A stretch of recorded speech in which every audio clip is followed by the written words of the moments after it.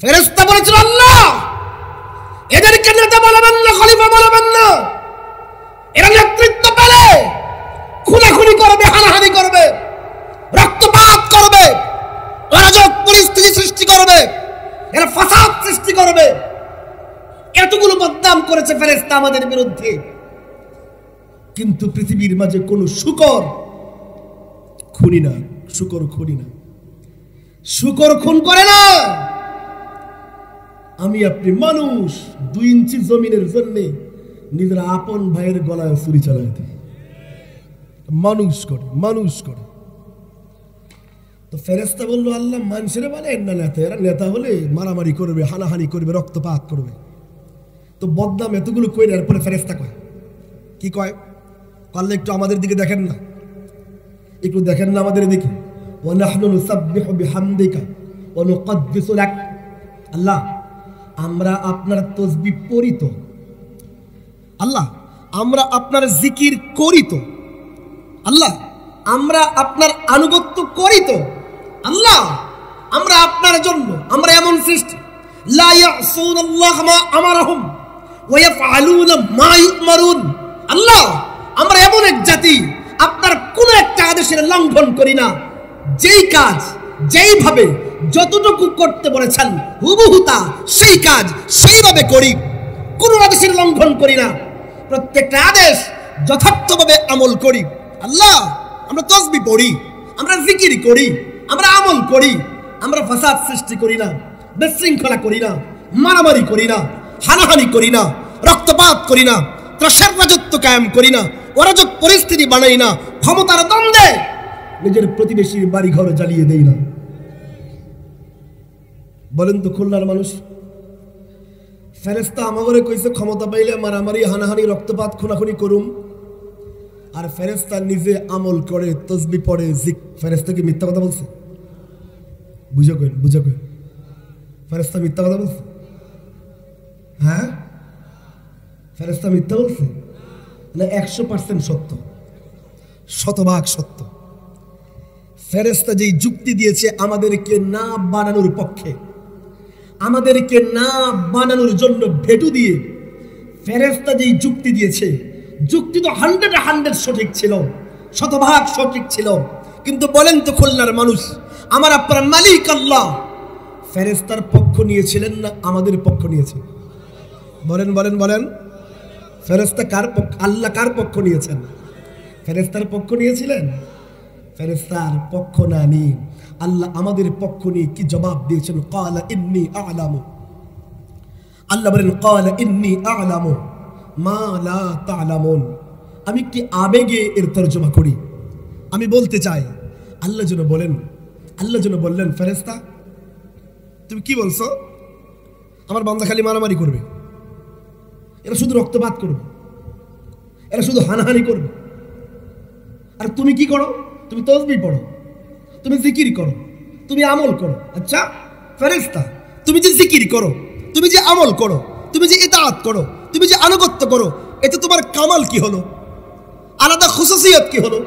কারণ ফেরেশতা তুমি এমন এক সৃষ্টি, তোমার জন্ম হয় নাই, জন্মের কোনো কষ্ট তোমার হয় নাই, তুমি হঠাৎ করে বড় হয়ে গেছো। কোন বলেছি তুমি ফেরেশতা বড় হয়ে গেছো? ফেরেশতা তোমার জন্মের কষ্ট নেই, ফেরেশতা তোমার জীবনেও ক্ষুধা লাগে না, যেহেতু ক্ষুধা লাগে না 2 বেলার খাবার জোটাইতে ফেরেশতা তোমার সারাদিন ইট ভাটায় ইট মাথায় নিয়ে কাজ করতে হয় না। ফেরেশতা যেহেতু ক্ষুধা নেই 2 বেলার রুটি জোগাইতে, ফেরেশতা তোমার তো সারাদিন রিকশার পেডেল মারতে হয় না। ও ফেরেশতা তোমার তো আম্মা নেই, খেদমত করতে হয় না, আব্বাও নেই, খেদমত করা লাগে না। ফেরেশতা তোমার বিবিও নাই, হক আদায় করতে হয় না। ফেরেশতা তোমার তো সন্তানও নাই, সন্তানের মাদ্রাসার স্কুলের ফিস জুগাইতে তোমার তো সারাদিন খুলনার বাজারে কাজ করতে হয় না, সারাদিন রোদ বৃষ্টি মাথায় নিয়ে তোমার তো ইট ভাটায় ক্ষেতের মাঝে কাজ করতে হয় না। ও ফেরেশতা তোমার তো ঘুম নেই, যেহেতু ঘুম নেই বাড়ি লাগে না, যেহেতু বাড়ি লাগে না একটা বাড়ি বানাইতে নিজের পরিবার ছেড়ে দিয়ে ওই সুদূরের মধ্যপ্রাচ্যে গিয়া তীব্র গরমের মাঝে পয়সা জমায়া জমায়া তোমার তো বাড়ি নির্মাণ করতে হয় না। ফেরেশতা তোমার তো ঠান্ডা লাগে না, অসুস্থ হও না। ও ফেরেশতা তুমি ক্লান্ত হও না। এর মানে ফেরেশতা তুমি ক্লান্ত হও না, ক্ষুধা লাগে না, আর কারো খেদমত করা লাগে না। এর মানে ফেরেশতা তুমি তো বেকার। বুঝাতে পারি নাই? তুমি কি আবার শক্তিশালী। একে তো বেকার, নাম্বার 2 শক্তিশালী। যেহেতু বেকার তো সারা দিন তসবিহ পড়ো, যেহেতু কাজ নাই তো জিকির করো, যেহেতু অন্য কোনো ডিউটি নাই তো রুকু করো, সেজদা করো, ইতাআত করো, আনুগত্য করো। কোনো দুর্বলতা নাই, ঘুম নাই তো দাঁড়িয়ে থাকো, দায়িত্ব নাই তো জিকির করো। কিন্তু এর উল্টা তাকাও আমার ইনসানের দিকে, আমার মানব সৃষ্টির দিকে। আমার বান্দার জন্ম হবে, তার মিলাদ হবে, তার আম্মার পেট থেকে তার দুনিয়াতে আসতে হবে। আমার বান্দা যখন দুনিয়াতে আসবে, আসার পরে হাত থাকবে, ধরতে পারবে না, পা থাকবে, হাঁটতে পারবে না, জবান থাকবে, কথা বলতে পারবে না, চোখ থাকবে, ভালো মন্দ বুঝবে না, কান থাকবে, কথা শুইনাও বুঝবে না। আমার বান্দা বড় দুর্বল হয়ে জন্ম নেবে। এরপরে আস্তে আস্তে আমার বান্দা সবল হতে থাকবে। যত সবল হবে তত বেশি তার উপরে দায়িত্বের বোঝা চাপতে শুরু করবে। আমার বান্দার ক্ষুধা লাগবে, 2 বেলার খাবার জুটাইতে আমার বান্দা সারাদিন ইট ভাটায় কাজ করবে। 2 বেলার খাবার জুটাইতে আমার কত শত বান্দা সারাদিন রিক্সার পেডেল মারবে। আমার বান্দা 2 বেলার খাবার জুটাইতে সারাদিন রোদ বৃষ্টিতে খেতে কাজ করবে। আরে আমার বান্দার আম্মা থাকবে, খেদমত করতে হবে, আব্বা থাকবে, খেদমত করতে হবে, সন্তান থাকবে, হক আদায় করতে হবে, স্ত্রী থাকবে, হক আদায় করতে হবে। শুধু তাই নয়, আমার বান্দা ক্লান্ত হয়ে যাবে, ঘুম আসবে। যেহেতু ঘুম আসবে তো বাড়ি লাগবে। একটা বাড়ি বানানোর জন্য আমার বান্দা, কত শত বান্দা বাড়ি নির্মাণ করার জন্য তো বাড়ি ছেড়ে দিবে, ঘর ছেড়ে দিবে। ওই সুদূরের কাজ করে করে পয়সা জমায়া জমায়া তার বাড়ি নির্মাণ করতে হবে। আরে শুধু কি তাই, আমার বান্দার মাঝে মাঝে ঠান্ডা লাগবে, পেট খারাপ হয়ে যাবে, মাথা ব্যথা হবে, করোনায় আক্রান্ত হবে, নানা আসমানি বিপদ, জমিনি বিপদে আমার বান্দা আক্রান্ত হয়ে যাবে। এরপরেও ক্বালা ইন্নী আ'লামু, আমি আল্লাহ জানি মা লা তা'লামুন। ফেরেশতা তুমি জানো না। এত দায়িত্বের পরেও, এত বিপদের পরেও, এত মুসিবতের পরেও আমি আল্লাহ জানি আমার অসংখ্য বান্দা যখন মসজিদের মিনার থেকে হাইয়া আলাস সালাহ, হাইয়া আলাল ফালাহ এর ধ্বনি ভেসে আসবে, রিকশা থামিয়ে, দোকান বন্ধ করে, ক্ষেতের আইল থেকে উঠে, অফিসটা বন্ধ করে মসজিদে গিয়া এই কপাল আমি আল্লাহর কুদরতি পায়ে নামিয়ে দেবে। ইন্নী আ'লামু মা লা তা'লামুন। ফেরেশতা আমি যা জানি তুমি তা জানো না। আমার সব বান্দা মারামারি করবে না, সব বান্দা হানাহানি করবে না, সব বান্দা ত্রাসের রাজত্ব কায়েম করবে না, সব বান্দা খুনাখুনি করবে না। বরং আমার অসংখ্য বান্দা খুনিকে আটকানোর জন্য খুনির রক্তচক্ষুকে উপেক্ষা করে নিজের বুকে গুলি নিয়ে এই দেশের হাজারো মানুষকে খুনির হাত থেকে হেফাজত করবে। আল্লাহ বলেন না, সব বান্দা মারামারি করবে না, সবাই খুনাখুনি করবে না, সবাই রক্তপাত করবে না, বরং আমার অসংখ্য বান্দা রক্তপাত থামানোর জন্য নিজের জানটাও কুরবান করে দেবে। নিয়ালামু মা লা তা'লামুন। আমি আল্লাহ যা জানি তুমি তা জানো না ফেরেশতা। এর মানে আল্লাহ যেন বললেন ফেরেশতা তুমি বলো আমার বান্দা মারামারি করবে, হানাহানি করবে, রক্তপাত করবে। এর মানে ফেরেশতা তোমার নজর হলো নমরুদের দিকে, আমি আল্লাহর নজর তো হলো নবী ইব্রাহিমের দিকে। ফেরেশতা তুমি বলো আমার বান্দা মারামারি হানাহানি করবে, রক্তপাত করবে। এর মানে ফেরেশতা তোমার নজর হলো ফেরাউনের দিকে, আমি আল্লাহর নজর তো নবী মূসার দিকে। ফেরেশতা তুমি বলো আমার বান্দা মারামারি হানাহানি রক্তপাত করবে, এর মানে তোমার নজর হলো আবু জাহেলের দিকে, আর আমি আল্লাহর নজর তো হলো আবু বকরের দিকে। আল্লাহ যেন বললেন ইন্নী আ'লামু মা লা তা'লামুন। ফেরেশতা তুমি জানো না, তুমি বলো আমার বান্দা মারামারি হানাহানি করে, এর মানে ফেরেশতা তোমার নজর হলো স্বৈরাচারের দিকে। তুমি বলো মারামারি হানাহানি রক্তপাত খুনাখুনি করবে, দেশের রাজত্ব কায়েম করবে আমার বান্দা, এর মানে ফেরেশতা তোমার নজর ওই স্বৈর শাসকের দিকে, আর আমি আল্লাহর নজর হলো আবু সাঈদ মুগ্ধের দিকে। যারা ওই আল্লাহু আকবার, নারায়ে তাকবীর, আল্লাহু আকবার। ইসলামের শত্রুরা হুঁশিয়ার সাবধান, ইসলামের শত্রুরা হুঁশিয়ার সাবধান, নারায়ে তাকবীর, আল্লাহু আকবার। এর মানে ফেরেশতা, তুমি বলো আমার বান্দা মারামারি হানাহানি করবে, রক্তপাত করবে, এর মানে তোমার নজর হলো ইসকনের সন্ত্রাসীর দিকে, আর আমি আল্লাহর নজর হলো সাইফুল ইসলাম আলিফের দিকে, যারা মসজিদ হেফাজতের জন্য নিজের জান কুরবান করে দেবে। খুনিরা আসবে খুন করতে, এরা খুন করতে যাবে না, খুন থামাইতে নিজের জানটাও দিয়ে দেবে। এই প্রসঙ্গে আমি কথা বলবো না, মাঝখানে আসলো যেহেতু হঠাৎ করে চলে আসছে। দেখেন, অনেকে আমাদেরকে সবক দেয় যে হুজুররা সাম্প্রদায়িক উস্কানি দেয়, আমাদেরকে সাম্প্রদায়িক সম্প্রীতি বজায় রাখার সবক শোনায়। আমরা বলি এই দেশের আলেমদেরকে সাম্প্রদায়িক সম্প্রীতির ওয়াজ শোনায়েন না, আগে নিজেরা ভালো হয়ে যান। আমি চ্যালেঞ্জ করে বলি, বাংলাদেশে যতগুলো সাম্প্রদায়িক দাঙ্গা হয়েছে, আমি কসম করলে একটা কসমের কাফারা আমার দিতে হবে না, বাংলাদেশের কোন সাম্প্রদায়িক দাঙ্গার উস্কানি কোনো আলেম দেয়নি, কোনো আলেম দেয়নি। চ্যালেঞ্জ, নাসিরনগরের দাঙ্গা, কক্সবাজারের রামুর দাঙ্গা, এরপরে আমাদের সুনামগঞ্জের সাল্লার দাঙ্গা, খবর নিয়ে দেখেন, প্রত্যেকটা করেছে ওই সময়কারের ক্ষমতাসীন আওয়ামী লীগ নেতাদের প্রচ্ছন্ন সহযোগিতা। এই দেশের কোন আলেম সাম্প্রদায়িক সম্প্রীতি নষ্ট করে কোন দাঙ্গার উস্কানি দেয় নাই। যদি আমরা দাঙ্গার উস্কানি দিতাম, সাম্প্রদায়িক সম্প্রীতিতে আমরা বিশ্বাসটা করতাম, তাহলে যেই দিন ভারতের সন্ত্রাসী মোদী সরকার আমাদের 500 বছরের ঐতিহ্যিক জামে মসজিদ বাবরি মসজিদকে রাষ্ট্রীয় সন্ত্রাসের শিকার বানিয়ে যখন মাটির সাথে মিশিয়ে দিয়েছে, আমরা যদি সাম্প্রদায়িক হতাম, আমরা যদি উগ্রবাদী হতাম, তাহলে যেই দিন ভারতের সরকার আমাদের 500 বছরের ঐতিহ্যিক মসজিদকে মাটির সাথে মিশিয়ে দিয়েছে, পরের জুমায় প্রত্যেক মসজিদের খতিব, প্রত্যেক মাহফিলের বক্তা এক যুগে গর্জে উঠে বলতো, যেহেতু আমাদের মসজিদকে ক্ষমতার বলে ভারতে ধূলিসাৎ করে দেওয়া হয়েছে, সুতরাং এই বাংলাদেশে হিন্দুদের কোন মন্দির আস্থা রাখা হবে না। কিন্তু এমন উগ্র বক্তব্য কি কোন আলেম দিয়েছেন? বলেন বলেন দিয়েছেন? বরং এর উল্টা, এখনো গুগলে সার্চ দেন, BBC news, voice of America, Deutsche Welle সহ আন্তর্জাতিক একাধিক মিডিয়াতে আসছে, আমাদের হেফাজতে ইসলামের প্রধান কার্যালয় হাটহাজারী মাদ্রাসার সামনের যে হিন্দু মন্দির আছে, সেই হিন্দু মন্দিরের পুরোহিতকে বিবিসির সাংবাদিক জিজ্ঞেস করেছে, হেফাজতে ইসলামের এত বড় কার্যালয়ের সামনে তোমাদের মন্দির চালাও, তোমাকে ডর করে না, ভয় করে না?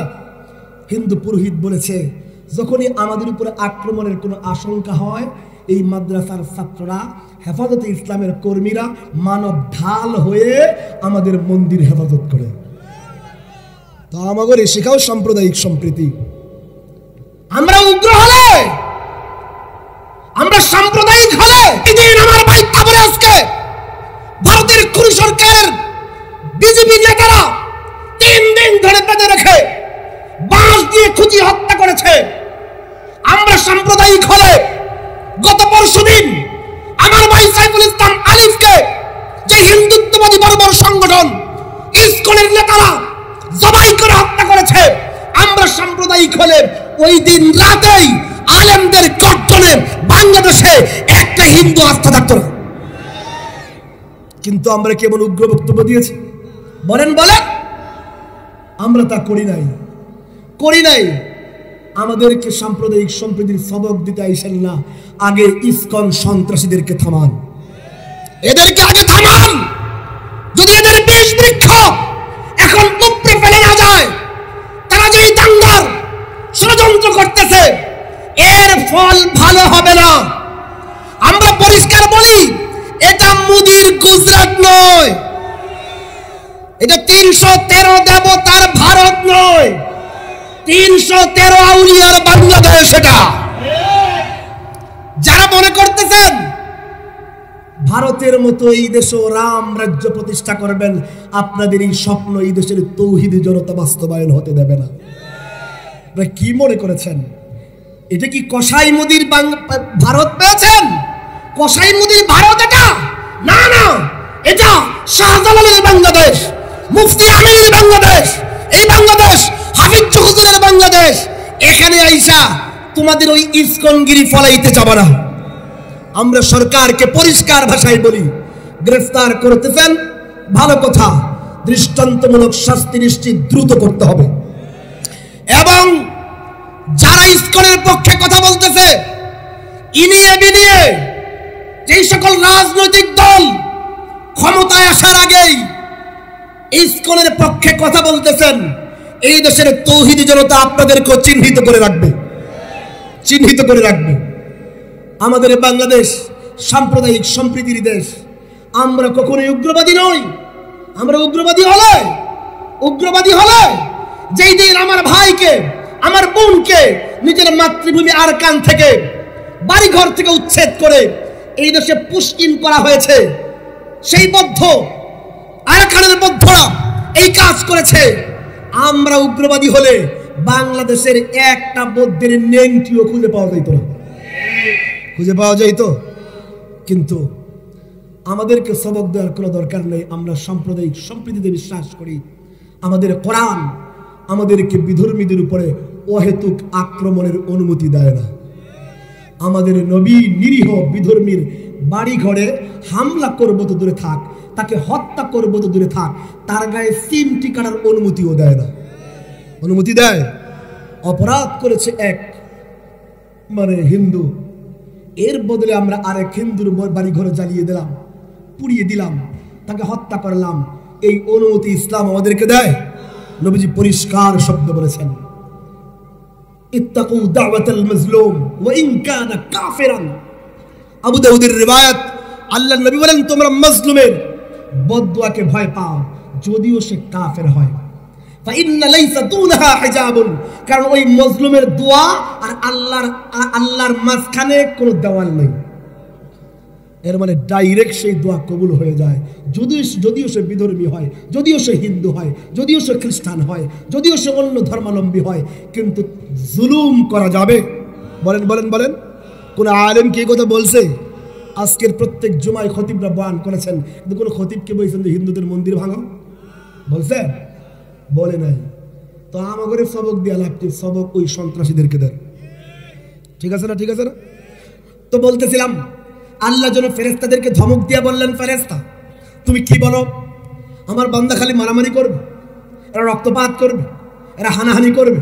না না, আমার সব বান্দা এমন হবে না তো, সব বান্দা এমন হবে না তো। ইন্নী আলামু মা লা তা'লামুন, ফেরেশতা আমি আল্লাহ যা জানি তোমরা তা জানো না। আমি আল্লাহ জানি তো, আমি আল্লাহ জানি তো আমার অসংখ্য বান্দা নিজে না খায়া থাইকাও পয়সা জমায়া বন্যার্থদের মাঝে বিলিয়ে দেবে। নজির পাওয়া যায়নি আমাদের বাংলাদেশে। তা আল্লাহ বলে দিয়েছেন, ইন্নী আ'লামু মা লা তা'লামুন, আমি আল্লাহ যা জানি তোমরা তা জানো না। আমি শেষ দিকে চলে আসছি, বুঝেন তো? বলেন তো, আমাদের আল্লাহ ফেরেশতার যৌক্তিক ভেটুর উপরে ফেরেশতাদের পক্ষ নিয়েছিলেন না? আমাদের কার পক্ষ নিয়েছে? ফেরেশতার পক্ষ নিয়েছেন? কার পক্ষ নিয়েছে? কার পক্ষ? এখন বলেন তো, আমরা কার পক্ষে? সত্যি কথা, সত্যি কথা, সত্যি আমরা কার পক্ষে? সত্যি সত্যি ঘরের জীবনে আমরা কার পক্ষে? এখন কথা কয় না। আল্লাহর পক্ষে। নিজের ছেলে মেয়ে বিয়ে করানোর সময় আমরা কার পক্ষে? সত্যি বাজারে ব্যবসা করার সময় আমরা কার পক্ষে? সত্যি দেখি, একটু পরীক্ষা দেন তো দেখি।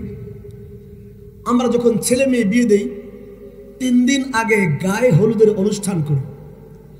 এই গায়ে হলুদের অনুষ্ঠান কি আল্লাহর পক্ষের বিধান না হিন্দুদের পক্ষের বিধান? বুঝাইতে পারি নাই মনে হয়, এতক্ষণ মনে হুদেই চিল্লাইছি আমি কি বুঝাইতে পারতেছি? এক কথা কর না কেন? বলেন বলেন বলেন 3 দিন আগে যে গায়ে হলুদের অনুষ্ঠান করেন, আল্লাহর পক্ষের বিধান? কথা বল না কেন? আল্লাহর পক্ষের বিধান, হিন্দুদের পক্ষের বিধান?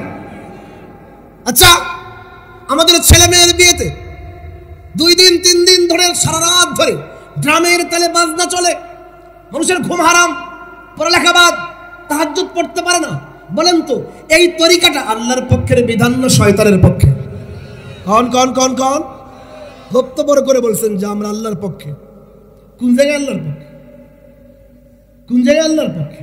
আচ্ছা, আমাদের ছেলে মেয়ের বিয়েতে বেপরদা ছেলে মেয়ে একসাথে খানার আয়োজন, গেটের সামনে বেপরদা নারীরা সেজে গুজে জামাইয়ের সাথে তার আত্মীয় স্বজনের সাথে যে সকল নষ্টামি করে, এই তরিকা আল্লাহর পক্ষের বিধান না খ্রিস্টানদের পক্ষে? কথা বলেন না কেন? আল্লাহর পক্ষে। তো আমাদের ছেলে মেয়ের বিয়েতে কি আমরা আল্লাহর পক্ষে আছি? বলেন বলেন বলেন, কোথায় আল্লাহর পক্ষে? বাজারের লেনদেন, সুদে ঘুষে ধোকায় প্রতারণায়, একবার তো আমি আমার জীবনে এরকম মানুষ খুব কম পাইছি যে ব্যক্তিগতভাবে আমার কাছে এইসব ব্যবসা শুরু করবে আর জিজ্ঞেস করছে, হুজুর কেমনে ব্যবসা করলে হালাল হবে, কেমনে ব্যবসা করলে হারাম হবে? আমি এরকম হাতে গুনলে 2-3 জন মানুষও পাবো না, আমি পাইনি। এর মানে আমরা যে ব্যবসা করি, বহুত বড় মানে তসবিওয়ালা আমলওয়ালা কাম করে হচ্ছে সুদের। খুলনায় নাই তো না, সব পিসাব নাই নাই নাই। এর মানে বাজারের লেনদেনে আমরা আল্লাহর পক্ষে। ভাই আমি সারে দেব তো, আমি কাইল হয়ে গেছি কইতে কইতে, আপনার কথাই করেন তো, লম্বা সফর করে এসে চিল্লাই দিয়েছি, আপনি একটা হাঁ হুঁ করেন না তাও করেন। আমরা বাজারের লেনদেনে কার পক্ষে? আল্লাহর পক্ষে?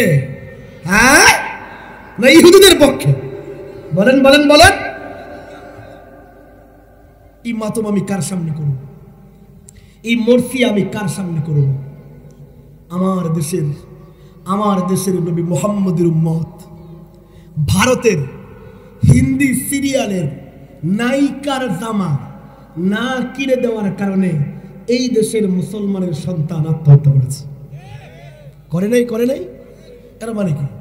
এর মানে হলো আমার মেয়েটা বলিউডের নায়িকার জামা তো চিনছে, আমার মেয়েটা হিন্দি সিরিয়ালের নায়িকার জামা তো চিনে, নবী মুহাম্মদের জয়নবের জামা কেমন ছিল জীবনে শরীর নেই, বুঝতে পারতেছেন?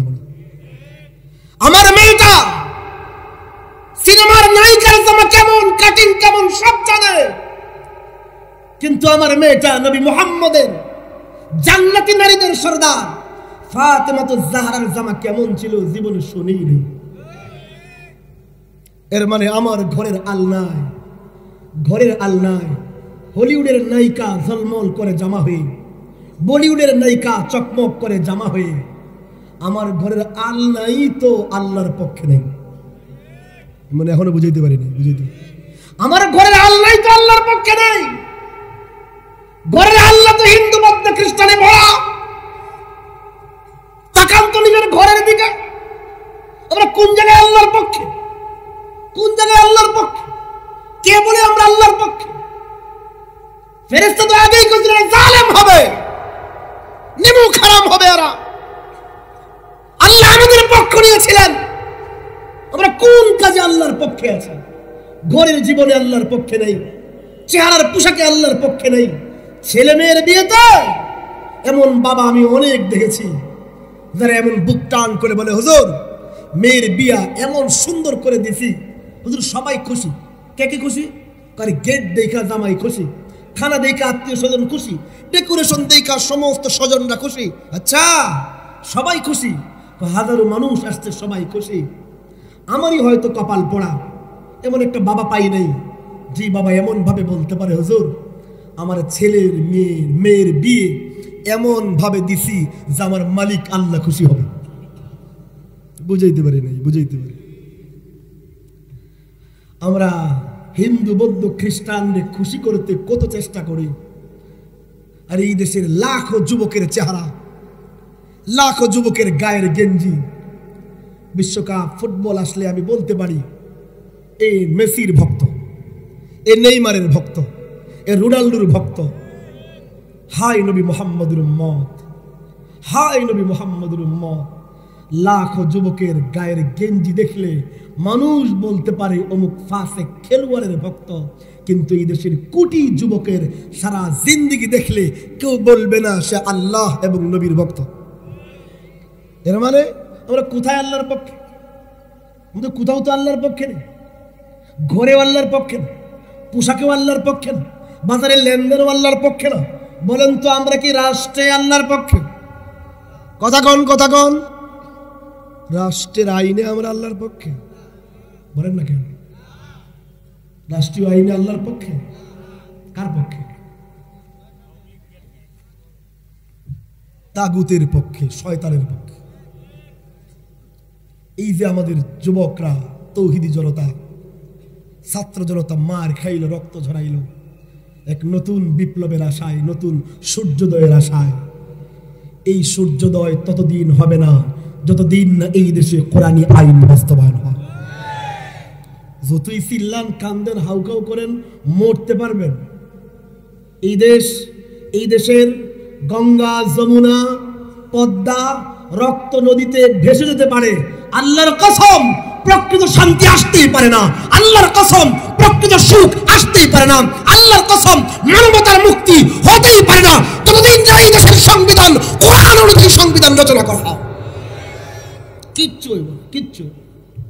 হুদাই রক্ত দিয়েছে। এই যুবকরা এখনই কান্দা শুরু করে দিচ্ছে। দেখেন, ইউটিউবে সার্চ দেন, যুবকদের কান্না শুনেন, সমন্বয়কদের কান্না। কে লাগে আমরা মারামারি করছি, রক্ত ধরাইছি? কেন আমরা মার খাইছি? এখনই কাঁদতে শুরু করে দিয়েছে। আমরা এক ফ্যাসিবাদকে হটিয়েছি, ক্ষমতায় আরেক ফ্যাসিবাদকে বসানোর জন্য নয়। আমার কথা না, সমন্বয়কটা নিজেরাই কইতেছে। এদের চোখের পানি দেখলে আমাদের কলিজে ফেটে যায়। এরা কান্দে কেন? কি লেগে করছি? কেন করেছে? চাঁদাবাজ এক চাঁদাবাজকে সরিয়ে আরেক চাঁদাবাজকে বসানোর জন্য কি আবু সাইদ মুগ্ধেরা শহীদ হয়েছে? বলেন, বলেন। আগের এক সব ঠিক, খালি চেহারা পাল্টেছে, চেহারা পরিবর্তন হয়েছে। কাম আগের ট্রেন। আগেও চান্দাবাজি ট্রাক স্ট্যান্ডে, এখনো চান্দাবাজি ট্রাক স্ট্যান্ডে। এই জন্য কি এই দেশের মানুষ খুন ছড়িয়েছে? বলেন, বলেন। এই জন্য রক্ত ছড়িয়েছে। যতদিন পর্যন্ত এই দেশের সংবিধানে কোরআন সুন্নাহ ভিত্তিক সংবিধান রচিত না হবে, ততদিন পর্যন্ত কাঁদতে পারেন, চিল্লাইতে পারেন, মরে যাইতে পারেন, উল্টে লটকে যেতে পারেন, এই দেশের মানুষের প্রকৃত শান্তি হবে না। হয় নাই কোথাও, হয় নাই কোথাও। দেখেন না, দেখেন না, আফগানিস্তান শেষ, ধ্বংস হয়ে গেছে। কেন? মোল্লাদের হাতে গেছে। কার হাতে গেছে? আপনি 2 বছর আগের আমি কয়েকটা মিডিয়ার নাম বলি। ATN Bangla, DBC news, 71, NTV সহ, এনটিভি ছাড়া এই 71, ডিবিসি নিউজ, এগুলোর 3 বছর আগের, 2 বছর আগের আফগানিস্তান বিষয়ক নিউজগুলো দেখেন। কি পরিমাণ নেগেটিভ নিউজ, সব নেগেটিভ নিউজ। শেষ শেষ। এই সুরাদের 3 মাসের আগের নিউজগুলো দেখেন আফগানিস্তান নিয়ে। এটিএন বাংলার নিউজ দেখেন, 71 টিভির নিউজ দেখেন, ডিবিসির নিউজ দেখেন। ওই সুরারালীদের মুখ উল্টায়া এখন বলে যে 3 বছরে আফগানিস্তান যেই উন্নতি করেছে, আমাদের সোনার বাংলাদেশ 53 বছরও এই উন্নতি করতে পারে নাই। এমন এক পাহাড়ি দেশ, মরুভূমির দেশে, আমাদের দেশে যেই পরিমাণ গাছ গাছলা আছে, কই পরিমাণ গাছ সেখানে নাই। এরপরও এই দেশ গরমকালে যেই উত্তপ্ত হয়, এর চেয়ে অনেক কম ওই দেশের জমিন উত্তপ্ত হয়। কেমনে? তালেবানরা ক্ষমতায় আইসা সবুজায়ন করেছে, এমন উন্নয়ন করেছে যে উন্নয়নের ফলে ওই দেশটা একটা সুন্দর আবাসযোগ্য দেশে পরিণত হয়েছে। স্বীকার করেন আর না করেন, যারা বদনাম করেছে এদের মুখ দিয়ে এখন বের হচ্ছে। তালেবানদের হাতে দেশ নষ্ট হয়ে যায় নাই, দেশ ক্ষতিগ্রস্ত হয় নাই। তালেবানদের হাতে দেশ দুর্নীতির আখড়া হয় নাই, বরং এই দেশটা এক উন্নত দেশে পরিণত হওয়ার দিকে ধাবিত হচ্ছে। দেখেন, যত কিছুই বলেন, মানুষের জন্য কোনটা উচিত কোনটা অনুচিত একমাত্র কে জানেন? কে জানেন? যে বানাইছে তিনি জানেন, যিনি বানিয়েছেন তিনি জানেন। তিনি জানেন কোনটা উত্তম কোনটা খারাপ। আজকে একটা গল্প মনে পড়ে গেল কোনটা উত্তম বলতে গিয়া। তাফসিরে রুহুল মাগানিতে আল্লামা আলুসি রহমতুল্লাহ আলাইহি সূরা ৩-এর তাফসিরে এবং অন্যান্য তাফসিরের কিতাবেও সংক্ষেপ আকারে আসছে, এখানে সংক্ষেপ আকারে, কিছু কিতাবে লম্বা আকারে আসছে। এক ব্যক্তি তৎকালীন সময়ে শিবলি নোমানি নামে আব্বাসী খলিফা ছিল একজন। তো তার জমানার একজন মন্ত্রী সাহেব একদিন রাতের বেলা তার বিবিকে নিয়ে বাড়ির ছাদে দাঁড়িয়ে আছে।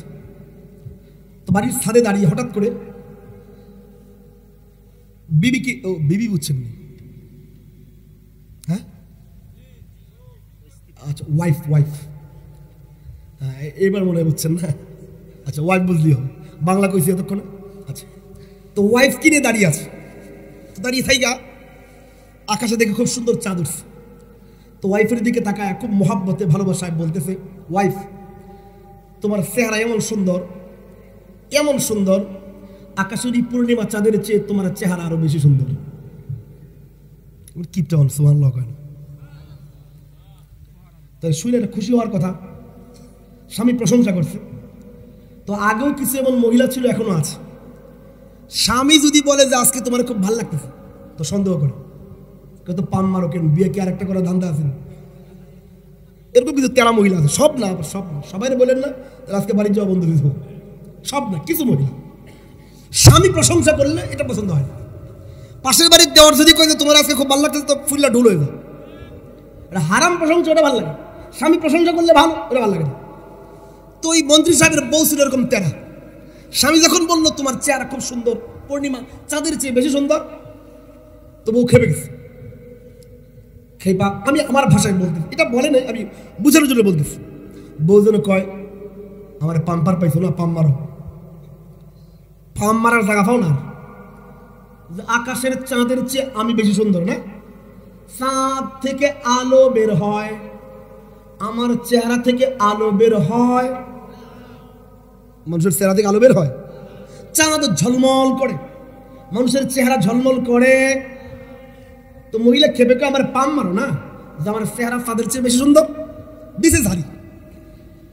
এখন মন্ত্রী মানুষ, তো মন্ত্রী মানুষ, হারা দুনিয়ার বাংলাদেশ আমার কথা শুনে আমি কাকা করলেও, বুঝতে পারিনি, কাকা করলেও সবাই শোনে, কিন্তু কোথায় কোথায় জরব পড়ছে আমি ব্যাখ্যা করুন না। সারা দেশ আমার কথা শুনে, ওমা আমার ঘরের হোম মিনিস্টার এদিকে আমার কথার উপর ভেটু দেয়, খেপে গেছে। খেপে গিয়ে এবার ওই মন্ত্রী বলতেছে, বউ, তোমার চেহারা যদি চাঁদের চেয়ে বেশি সুন্দর না হয়, তাইলে তুমি 3 তালাক। তাইলে তুমি কয় তালাক? 3 তালাক। বলার সাথে সাথে মহিলা তো আগে থেকে রেডি, নিজের জামার আঁচল দিয়ে মুখ এমনি ঢাকছে। স্বামী জিজ্ঞেস করে, মুখ ঢাকলা কেন? তুমি না কইছো যে আমার চেহারা যদি চাঁদের চেয়ে সুন্দর না হয় তাইলে আমি 3 তালাক। তো আমার চেহারা জীবনেও চাঁদের চেয়ে বেশি সুন্দর না, সুতরাং তালাক 3টা হয়ে গেছে। এখন থেকে তুমি আমার স্বামী না, আমি তোমার বউ না, গুড বাই। বুঝছেন নি? এই বেচারা তো এতক্ষণে দেখে হায় হায় হায় হায়, আমার বউ দিকে যাইতেছে গা। এতক্ষণে মাথা ঠিক হয়েছে। কি ঠিক হয়েছে? মাথা ঠিক হইয়া খালি রাস্তায় ঘুরে আর হুজুর খোঁজে। কি খোঁজে? কন কি খোঁজে? হুজুর খুঁজে, খালি হুজুর করে। তালাক দেওয়ার এই যে আপনাদের খুলনা থেকে যে আমার এক সাথী আছে এখানে, আপনাদের এখানে পড়ায়, হ্যাঁ কাহিনী শুনেছি। একজনে এই খুলনায় এক ব্যক্তি বড় তালাক দিচ্ছে। কেমনে? 1 তালাক, 2 তালাক, 3 তালাক, 8 তালাক, 9 তালাক, 12 তালাক। শেষ কয় না, আরো আছে। কারো কি কইছে? আকাশে যত তারা আছে তত তালাক। শেষ কয় না, আরো আছে। কয় কি? জমিন থেকে আসমান পর্যন্ত লম্বা তালাক। এরপরে হের পেট ভরে নেই। এরপরে কইছে, বউ তুই আমার মা, তুই আমার বোন। এখন কর, এখন গেছে, এখন যা হুজুরের কাছে। হুজুরের কাছে গিয়া এ তো কইলে আমার প্রসঙ্গ আবার চেঞ্জ হয়ে যায়। গিয়া হুজুরের কাছে ভাব ধরে, কয় হুজুর টাকা পয়সার কোনো সমস্যা নেই, একটা ব্যবস্থা করে দেন। আচ্ছা মানে কন্ত খুলনার মানুষ, শরীয়ত কি হুজুরের বাপদাদার পৈতৃক সম্পদ? কথা বল, শরীয়ত হুজুরের বাপদাদার পৈতৃক সম্পদ? শরীয়ত কি মোল্লার কথায় চলে না আল্লাহর কথা? কার কথাই চলে? তো টাকার লোভ দেখান যায়, টাকা হলে কি শরীয়ত পাল্টে যাবে? টাকা পেলে যে মোল্লা আল্লাহর শরীয়ত পাল্টে দেয়, মোল্লা নয়, মোল্লা নামের শয়তান। টাকার লোভে আল্লাহর শরীয়ত কিভাবে পাল্টে? পাগল বানায় রাখে আমাদের দেশের মানুষ মুফতি সাহেবদের তালাক নিয়ে। তালাক দেওয়ার আগে খবর নাই, মেজাজ খারাপ হয়ে যায় আবার তালাক নিয়ে বসে, সারাদিন তালাক তালাক না স্যার, কি এত তালাক কেন? ওই দেখেন ওই লোকটা নিজের বউরে কই তোমার সুন্দর লাগে। আমি এটা দেখেন আমার মুরব্বীদের মতো কথা হয়ে যায়। আমাদের দেশে এই যে তালাকের সমস্যা না, এত দ্বন্দ্ব কেন? আমি মনে করি এর দ্বন্দ্বের এক নম্বর কারণ হচ্ছে স্বামী স্ত্রী একজন আরেকজনকে মূল্যায়ন করে না, দাম দেয় না। আমার নিজের মনে হয় একটা কারণ আছে। এটা রাসূল করিম সাল্লাল্লাহু আলাইহি ওয়াসাল্লাম একটা হাদিস থেকে ইস্তেদলাল পাওয়া যায়। ইস্তেদলাল পরে দিয়ে আগে একটা কাহিনীটা বলি, কারণটা কি? আমাদের দেশের মহিলারা যখন বাসায় থাকে, ময়লা কাপড়,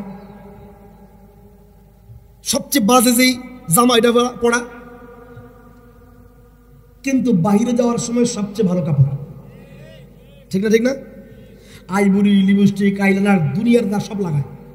আমি কি বুঝতে পারছি? ঘরে ছিল খাটাস, ঘরে কি, বাইরে যখন বের হলো তখন পুরো সুন্দরী নায়িকা। যখন রাস্তায় বেরোইছে তো রাস্তায় তো আর জামাই নাই, জামাই তো বাড়িতে বা অন্য কোনো কাজে, তো রাস্তায় যখন বেরিয়েছে তখন পাশের বাড়ির লোকটার এই বধূরে সুন্দর লাগে। বুঝাইতে পারি নাই, সে সেজে গুজে পরিপাটি হয়ে বের হয়েছে। ঠিক একই অবস্থা, স্বামী বাড়িতে লুঙ্গি একটা পইরা, গেঞ্জি একটা পিন্দা, খাটাসের মতো, না স্মার্ট, না পরিষ্কার, না পরিচ্ছন্ন, কিচ্ছু না। এই লোকটা যখন বাইরে যাচ্ছে, ইন করে শার্ট, ভালো প্যান্ট, এরপরে আরো যত বডি স্প্রে লাগায়, খুব স্মার্ট, আর ঘরে থাকে নোংরা। বুঝতে পারি না। এই লোকটা যখন বাইরে যায়, যখন অপর মহিলার এই লোকটাকে পছন্দ হয়, তোর কি আর এটা একটা বড় কারণ? আমাদের নবী যখন যুদ্ধ থেকে আসতেন সরাসরি বাসায় ঢুকতেন না, আগে মসজিদে নববীতে ঢুকতেন, দুইকা আগে খবর পাঠাইতেন যে আমি বাসায় আসতেছি। এটা নবীর সুন্নাত। হাদিসে আসছে নবীর বিবিরা বলতেন, নবী খবর পাঠাইলে বিবিরা পরিষ্কার পরিচ্ছন্ন হইতেন, চুলগুলো আঁচড়াইতেন। আর আমার দেশের মহিলারা বাইরে বের হলে পর পুরুষের জন্য সাজে, ঘরের ভিতরে থাকা দুনিয়ার নোংরা। বুঝতে পারি না, মনে হয় ঘরে নোংরা থাকে, বাহিরে পরিষ্কার পরিচ্ছন্ন। স্বামীরও একই অবস্থা। এই জন্য স্বামী যদি বাড়ির ভিতরে একটু স্মার্ট থাকে, তাকে খুশি করার চেষ্টা করে, বউরাও যদি চেষ্টা করে, আমি মনে করি ভালোবাসতে বাসতেই তো 70 বছর শেষ। তালাক দিবেন কোন সময়? আচ্ছা প্রসঙ্গ, আমি সময় আর 3 মিনিট আছে, আমি এর মধ্যে শেষ করবো। বুঝেন, গল্পটা বলে শেষ করি। এটা ফাও গল্প না, এই জন্য আমি বলবো, আর বানোয়াট গল্পও না, আমি আদাইরা বানোয়াট গল্প বলি না। বুঝেন তো, মন্ত্রী সাহেব তো খেপে গেছে। এখন তো বলে ফেলাইছে যে তোমার চেহারা যদি চাঁদের চেয়ে বেশি সুন্দর না হয় তাহলে কয় তালাক? 3 তালাক। বেচারা এখন রাস্তায় বের হয়ে খালি হুজুর খুঁজে। যারই জিজ্ঞেস করে হুজুরে কয় কি কইছ? আমি কইছি বউ তোমার চেহারা যদি চাঁদের চেয়ে বেশি সুন্দর না হয় তাইলে তুমি 3 তালাক। তো যেই হলে এই বলে তোমার বউর চেহারা জীবনে চাঁদের চেয়ে বেশি সুন্দর, জীবনেও না, তালাক 3টা হয়ে গেছে। কিন্তু এই বেচারার মন মানে না। যেহেতু মন মানে না, এই জন্য খালি হুজুর পাল্টায়। কি পাল্টায়? আমারও করি এটা। এই হুজুরের ফটো পছন্দ হয়নি করে বাদ, আরেক হুজুর, গুগলে সার্চ দিয়ে হুজুর বের করে। নাই মনে হয়, গুগলে সার্চ দিয়ে কি বের করে? হুজুর বের করে। তো এখন বেচারা ঘুরতে আসে, হঠাৎ করে রাস্তায় এক ব্যক্তির সাথে দেখা। উনি বললো, ভাই কি সমস্যা? কই সমস্যা? কই এলাকায় একজন বড় আলেম আছে, ওনার কাছে যাও। উনি যদি তোমার ফতুয়া দেয়, মুফতি গোলাম রহমান সাহেবের মতো, উনি যদি ফতুয়া দেয় বড় মুফতি সাহেব তালাক হয়েছে তো তালাক হয়ে গেছে, আর যদি বলে তালাক হয় না তো তালাক হয় না। তো মন্ত্রী সাহেব গেছে ওই মুফতি সাহেবের কাছে। মুফতি সাহেব বললেন যে আমি আমার ভাষায় বলি বোঝানোর জন্য। যাওয়ার পরে মুফতি সাহেব বললেন কি ব্যাপার? মন্ত্রী বলল যে আমার প্রশ্ন আছে। মুফতি বললেন আমি ব্যস্ত মানুষ, তোমার প্রশ্ন তাড়াতাড়ি করো। ওই লোক বলল হুজুর আমার প্রশ্ন হলো, আমি আমার বউকে বলেছি বউ তোমার চেহারা যদি চাঁদের চেয়ে বেশি সুন্দর না হয় তাইলে তুমি 3 তালাক। হুজুর এই কথা বলার কারণে আমার বিবির উপরে কি কোনো তালাক পতিত হয়েছে? ওই মুফতি বললেন 1 তালাকও হয় নাই, নিশ্চিন্ত মনে বিবির কাছে যেতে পারো। আস্তাগফিরুল্লাহ, সুবহানাল্লাহ করে ফেরেশতা মার দিব। তুমি কিপটা অনুযায়ী জীবনও দিই না, এখন তো দেখি মানে মেজাজ খারাপ করে কোন সুবহানাল্লাহ, আরো মেজাজ খারাপ করে সুবহানাল্লাহ। আরে একটা মুচকি হাসি দিয়ে কর না সুবহানাল্লাহ। আরে আমি যাবো তোর 2 মিনিট আছে। তো মুফতি সাহেব বললেন 1 তালাকও হয়, 1 তালাকও হয় নাই। এবং এখন তো মন্ত্রীর সন্দেহ হয়ে গেছে, কি ব্যাপার, আগে জারি কইছি হেই কই তালাক হয়েছে, এই মুফতি দেখি কই তালাক হয়নি। তো সন্দেহের কারণে প্রশ্ন করে বসছে যে মুফতি সাহেব আপনি মনে হয় আমার প্রশ্নটা বুঝেননি, আপনি মনে হয় আমার প্রশ্নটা। ওই মুফতি বললেন আমি তোমার প্রশ্ন বুঝছি, কিন্তু তুমি মনে হয় আমার উত্তরটা বুঝো নাই। আমার উত্তরটা? ওই মুফতি বললেন তোমার প্রশ্ন আবার করো। ওই লোক বলে হুজুর আমার প্রশ্ন হলো, আমি আমার বিবিকে বলেছি বিবি তোমার চেহারা যদি চাঁদের চেয়ে বেশি সুন্দর না হয় তাইলে তুমি 3 তালাক। হুজুর এই কথা বলার কারণে আমার বিবির উপরে কি কোনো তালাক পতিত হয়েছে? মুফতি বললেন আমি তো আগেই বলছি তোমার বিবির উপরে 1 তালাক হয় নাই, নিশ্চিন্ত মনে ঘর সংসার করতে পারো। মাশাআল্লাহ, কি তুমি ফারছেন দেখা যায়। তো ওই লোকটার সন্দেহ এখন আরো ডাবল হইছে। মুফতি সাহেব কেমনে কেমনে আমার বিবির চেহারা কি চাঁদের চেয়ে বেশি সুন্দর? ওই মুফতি বললেন অবশ্যই বেশি সুন্দর, অবশ্যই বেশি সুন্দর, অবশ্যই বেশি সুন্দর, অবশ্যই বেশি সুন্দর। ওই লোকের সন্দেহ আর 3 ডাবল হয়ে গেছে। হুজুরে যেমনে কইছে অবশ্যই তার বউর চেহারা চাঁদের চেয়ে বেশি সুন্দর, তাইলে কি হুজুরে আমার বউ দেখছে নাকি? ও তো নিশ্চিত কেমনে যে অবশ্যই চাঁদের চেয়ে বেশি সুন্দর? ওই মুফতি বললেন শোনো, তোমার বিবিকে আমার দেখতে হবে না, যিনি বানাইছেন তিনি দেখেছেন, যিনি বানিয়েছেন তিনি দেখেছেন। শোনো, যে আল্লাহ আমাকে বানিয়েছেন ওই আল্লাহ তোমারও বানিয়েছেন, ওই আল্লাহ তোমার বিবিকেও বানিয়েছেন। আরে ওই আল্লাহই তো চাঁদ বানিয়েছেন। ঠিক না ঠিক না ঠিক না? যে যেই বস্তু বানায়, যে যেই বস্তু বানায় তিনি জানে কোনটা বেশি সুন্দর। ঠিক না ঠিক না? আরে যেই ইঞ্জিনিয়ার, আর্কিটেক্ট ইঞ্জিনিয়ার বিল্ডিং বানায়, ওই ইঞ্জিনিয়ারে জানে কোন বিল্ডিং এ রড ঢুকাইছে আর কোনটাতে বাঁশ ঢুকাইছে, জানে না? আমি আপনি দেখি কি সুন্দর সরকারি বিল্ডিং, বাপ রে বাপ, কিন্তু ইঞ্জিনিয়ারে জানে রডের বদলে বাঁশ ঢুকাই দিছে। এর মানে যে বানায় হে জানে না কোনটা ভালো। বুঝতে পারতেছি না মনে হয়। আরে যেই রাস্তার কন্ট্রাক্টর, যেই কন্ট্রাক্টর রাস্তা বানায়, ওই কন্ট্রাক্টর জানে কোন রাস্তায় কত চুরি করছে, জানে কি জানে না? আমরা দেখি ঢাকা খুলনা হাইওয়ে কি চমৎকার কলেস্তরা মারছে, কিন্তু কন্ট্রাক্টরে জানে এমন চুরি করছি মাস যাওয়ার আগে খাল উঠবো। আরে জানে কি জানে না? এর মানে যিনি ক্রিয়েটর, যিনি স্রষ্টা হয়, যে বানায়, যিনি কারিগর, তিনি জানে কোনটা মজবুত, কোনটা উত্তম, কোনটা সুন্দর। ওই মুফতি বলেন শোনো, আল্লাহ চাঁদও বানিয়েছেন, তোমাকেও বানিয়েছেন, তোমার বিবিকেও বানিয়েছেন, আমাকেও বানিয়েছেন। আরে যিনি বানায় তিনি জানেন কোনটা উত্তম, কোনটা শ্রেষ্ঠ, কোনটা সুন্দর। শোনো, আল্লাহ চাঁদ বানিয়ে কোথাও বলেন নাই চাঁদ সুন্দর, সূর্য বানিয়ে কোথাও বলেন নাই সূর্য সুন্দর। কিন্তু শোনো, তোমারে বানায়া, আমারে বানায়া, মানুষ বানায়া, যেহেতু মানুষের বিশ্বাস হবে না, এই জন্য আল্লাহ নিজে কসম খেয়েছেন। কি কসম? আল্লাহ কসম খান, ও তিনের কসম, ও জৈতুনের কসম, ও তুরে সিনিনা, সিনাই পর্বতের কসম, ওয়াহাদাল বালাদিল আমিন, এই নিরাপদ শহর তথা মক্কা মদিনার কসম। আল্লাহ 4 কসম খেয়েছেন, তিনের কসম, জৈতুনের কসম, সিনাই পর্বতের কসম, মক্কা মদিনার কসম। আল্লাহ 4 কসম খেয়ে এবার বলেন লাকাদ খালাকনাল ইনসানা ফি আহসানি তাকওয়িম। ও বান্দা, তুমি বলো চাঁদ সুন্দর, আমি আল্লাহ 4 বার কসম করে বলি ওই চাঁদের চেয়ে বান্দা তোমার চেহারা 1000 কোটি গুণ বেশি সুন্দর। আমি আপনি বলি রজনীগন্ধা সুন্দর, লাল গোলাপ সুন্দর, আল্লাহ বলেন বান্দা কে কইছে লাল গোলাপ সুন্দর? আমি বলি নাই তো। তুমি বলো সাগর সুন্দর, বান্দা আমি কোথাও বলি নাই সাগর সুন্দর, কিন্তু বান্দা তোমার চেহারা বানায়া আমি আল্লাহ 4 বার কসম করে বলেছি পুরা দুনিয়া আমি আল্লাহ হাসিন বানাইলে বান্দা তোমাকে আহসান বানিয়েছি। গোটা দুনিয়া আমি জামিল বানাইলে বান্দা তোমার চেহারা আজমাল বানিয়েছি। গোটা দুনিয়াকে সুন্দর বানাইলে বান্দা তোমারে সুন্দরতম বানিয়েছি। শেষ কথা বলি আমরা কার পক্ষে? হ্যাঁ সত্যি আজকের এই মাহফিল সার্থক হবে যদি একটা প্রেরণা নিয়ে যেতে পারি, একটা দৃঢ় সংকল্প নিয়ে যেতে পারি।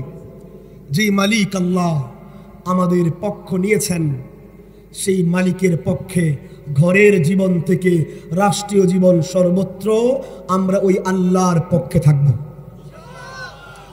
তো ইনশাআল্লাহ। আল্লাহ তাআলা থাকার তৌফিক দান করেন। আমিন। ওয়া আখিরু দাওয়ানা আনিল হামদুলিল্লাহি রাব্বিল আলামিন। আসসালামু আলাইকুম ওয়া রাহমাতুল্লাহি ওয়া বারাকাতুহু।